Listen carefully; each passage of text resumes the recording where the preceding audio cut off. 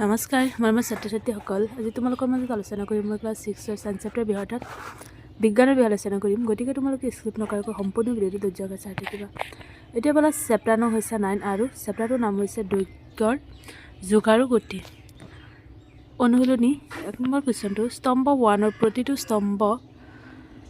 প্ৰতিটো বস্তু স্তম্ভটোৰ আটাইতকৈ উপযুক্ত এককৰ সৈতে মিলোৱা সব কোৱেশ্চনটো তোমালোকে চাই লোৱা এ আছে অট্টালিকাৰ উচ্চতা ইফালে আছে 1 সেন্টিমিটাৰ সো তোমালোকে চোৱা এনসাৰটো কি হ'ব স্তম্ভ 1 আৰু ইফালে আছে স্তম্ভ 2 এ চোৱা অট্টালিকাৰ উচ্চতাটো হ'ব 1 ইফালে 1 টো হ'ব সেন্টিমিটাৰ আৰু বি আছে দুখন চহৰৰ মাজৰ দূৰত্ব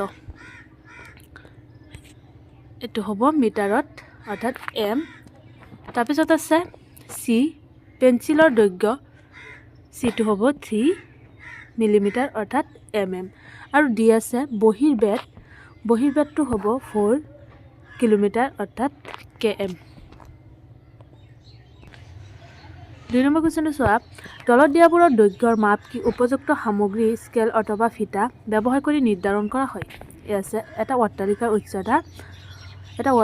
অট্টালিকাৰ উচ্চতাটো হ'ব ফিটা এনসাৰটো লিখিবা ফিটা তাৰপিছত আছে বি পেন্সিলৰ দৈৰ্ঘ্য উত্তৰটো হ'ব স্কেল আমি জানো পেন্সিলৰ দৈৰ্ঘ্যটো স্কেল নেক্সট আছে সি পেপাৰ ক্লিপৰ দৈৰ্ঘ্য এনসাৰটো হ'ব স্কেল আৰু ডি আছে গছৰ গছৰ মেঘ এনসাৰটো হ'ব ফিটা এতিয়া চোৱা কোৱেশ্চন ই এডাল ৰবৰৰ প্ৰস্থ কি হ'ব স্কেল তাৰপিছত আছে এফ ফুটবল খেলপথাৰৰ দৈৰ্ঘ্য এনসাৰটো হ'ব ফিটা সতিয়া চোৱা ছাত্ৰ-ছাত্ৰীসকল 3 আছে কোৱেশ্চন সঁচা নে মিছা আমাক সঁচা নে মিছা লিখিব দিছে কোৱেশ্চনটো চোৱা এ আছে 1 মিটাৰ ইকুৱেল 100 সেন্টিমিটাৰ এনসাৰটো হৈছে সঁচা তাৰপিছত আছে বি 5000 মিটাৰ অৰ্থাৎ m ইকুৱেল 5 সেন্টিমিটাৰ এনসাৰটো হ'ব মিছা তাৰপিছত আছে সি 2000 মিটাৰ অৰ্থাৎ m ইকুৱেল 2 সেন্টিমিটাৰ তাৰপিছত আছে উত্তৰটো হ'ব তোমালোকৰ মিছা এতিয়া চোৱা কোৱেশ্চন ডি গড়িৰ কাটাৰ গতি ৰৈখিক গতিৰ উদাহৰণ এনসাৰটো হৈছে মিছা আৰু আছে ই সৰল ৰেখাত কৰা গতিক দোলন গতি বুলি কোৱা হয় এনসাৰটো হৈছে মিছা এতিয়া চোৱা 4 নম্বৰ কোৱেশ্চনটো শুদ্ধ উত্তৰৰ গোলটো সম্পূৰ্ণকৈ পূৰ কৰা প্ৰথমটো আছে এ তলৰ কোনটো পৰ্যাবৃত্ত গতিৰ উদাহৰণ অপচন এ আছে পথেৰে গতি কৰা এখন বাছ আৰু বি আছে এটা গড়িৰ দোলকৰ দোলন সি আছে এটা হৰি পৰা বল আৰু ডি আছে এজন খোজকাঢ়ি যোৱা মানুহ সো তোমালোকৰ ৰাইট আনসাৰটো হৈছে বি এটা গড়িৰ দোলকৰ দোলন ঠিক আছে আৰু চোৱা 2 নম্বৰটো তলৰ কোনটো বৃত্তাকাৰ গতিৰ উদাহৰণ অপচন এ আছে গতিশীল অৱস্থাত থকা দোলনা এখন আৰু বি আছে এখন চলন্ত বেল আৰু আছে সি চলি থকা চেইলিং ফেনৰ ব্লেড আৰু ডি আছে গতিশীল চাইকেল এখন সো তোমালোকৰ ৰাইট আনসাৰটো হৈছে সি চলি থকা চেইলিং ফেনৰ ব্লেড ওকে তাৰপিছত আছে কোৱেশ্চন 5 তলত দিয়াবোৰ পৰিৱৰ্তন কৰা অপচন এ আছে তোমালোকৰ কোৱেশ্চন 250 মিটাৰৰ পৰা মিটাৰলৈ আনসাৰটো হৈছে 0.25 মিটাৰ ঠিক আছে আৰু আছে বি 7.5 কিলোমিটাৰৰ পৰা মিটাৰলৈ আনসাৰটো হ'ব 7500 মিটাৰ ঠিক আছে তাৰপিছত আছে সি 3 মিটাৰৰ পৰা সেন্টিমিটাৰলৈ আনসাৰটো হ'ব 300 সেন্টিমিটাৰ ঠিক আছে ইম্পৰ্টেন্ট আছে গোটেই কিটা তোমালোকৰ এমসিকিউ আৰু ইম্পৰ্টেন্ট আছে ভালদৰে বুজি লোৱা এতিয়া কোৱেশ্চন ডি 1.25 মিটাৰৰ পৰা মিলিমিটাৰলৈ আনসাৰটো হৈছে 1250 মিটাৰ এতিয়া কোৱেশ্চন 6 তোমাৰ গড় আৰু স্কুলৰ মাজৰ দূৰত্ব 2000 মিটাৰ ইয়াক কিলোমিটাৰলৈ ৰূপান্তৰ কৰা আনসাৰটো হৈছে আমি জানো যে 1000 মিটাৰ অৰ্থাৎ m ইকুৱেল 1 কিলোমিটাৰ এটাকে 2000 m অৰ্থাৎ মিটাৰ ইকুৱেল 2 কিলোমিটাৰ পইণ্ট ঠিক আছে তাৰপিছত চোৱা 7 নম্বৰ কোৱেশ্চনটো এডাল ৰছীৰ সহায়ত তোমাৰ চাৰিওফালে থকা বিভিন্ন বস্তু যেনে পেন্সিল কলম জ্যামিতি বাকচ আদিৰ দৈৰ্ঘ্যৰ জোখ লোৱা প্ৰতিটো দৈৰ্ঘ্য মিলিমিটাৰ আৰু সেন্টিমিটাৰ প্ৰকাশ কৰা আৰু তথ্যসমূহ এখন টেবুলত লিপিবদ্ধ কৰা। এনচাৰটো কেনেকৈ লিখিবা চোৱা। তোমালোকে কুৱেশ্যনটো চাই দিয়া। দৈৰ্ঘ্যৰ মিলিমিটাৰ আৰু এইফালে আছে দৈৰ্ঘ্য চেণ্টিমিটাৰ। তথ্যসমূহ ভালদৰে চাই লোৱা। এনচাৰটো মই কৰি আছোঁ। একেটা এনচাৰ তোমালোকে ভালদৰে বুজি লোৱা। তথ্যসমূহ আছে পেঞ্চিল আৰু দৈৰ্ঘ্য মিলিমিটাৰ আছে 150 আৰু দৈৰ্ঘ্য চেণ্টিমিটাৰ আছে 50। ঠিক আছে, এইকেইটা তোমালোকে ধুনীয়াকৈ চাই লিখি দিবা। তাৰপিছত চোৱা কুৱেশ্যন 8, তোমাৰ শ্ৰেণীকোঠাত থকা বিভিন্ন বস্তু পৰ্যবেক্ষণ কৰা আৰু তলত দিয়া ধৰণে সেইবোৰৰ দৈৰ্ঘ্যৰ ওপৰত ভিত্তি কৰি শ্ৰেণীভুক্ত কৰা। 10 চেণ্টিমিটাৰতকৈ কম, 10 চেণ্টিমিটাৰৰ পৰা 1 মিটাৰৰ ভিতৰত আৰু 1 মিটাৰতকৈ অধিক তোমাৰ পৰ্যবেক্ষণবোৰ উপযুক্ত তালিকাত লিপিবদ্ধ কৰা। এনচাৰটো 10 চেণ্টিমিটাৰতকৈ কম আৰু ইফালে আছে 10 চেণ্টিমিটাৰ আৰু 1 মিটাৰৰ মাজত আৰু আছে 1 মিটাৰতকৈ অধিক। এইকেইটা চাই তোমালোকে ধুনীয়াকৈ লিখি দিবা। ভালদৰে বুজি লোৱা।